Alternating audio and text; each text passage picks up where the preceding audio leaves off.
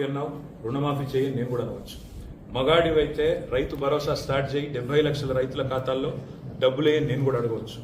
మగాడివైతే Mahalakshmi start చేయి 1,67,00,000 మంది ఆడబిడ్డలు ఉన్నారు, నెలకు 2,500 ఇస్తానన్నావు, స్టార్ట్ చేయి నేను కూడా అడగవచ్చు. కానీ నేను ఇవన్నీ అవనట్లేదు. ఒక్క సీట్ అయినా గెలవము అనే మాట మాట్లాడావు కదా.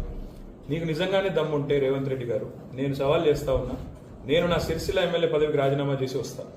నువ్వు నీ ముఖ్యమంత్రి పదవికి కొడంగల్ ఎమ్మెల్యే పదవికి రాజీనామా చేసిరా. నీ సిట్టింగ్ సీటు మల్కాజ్గిరిలో ఇద్దరం కొట్లాడదాం. ఆ ఒక్క సీట్లోనే తేల్చుకుందాం. ఈ రాష్ట్రం అంతా అతలాకుతలం చేయాల్సిన అవసరం లేదు.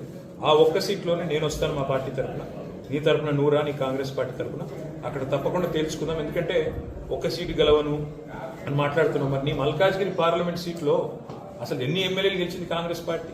గుండు సున్నా. ఎంతమంది కార్పొరేటర్లు గెలిచారు నీ మల్కాజ్గిరి పార్లమెంట్ పరిధిలో?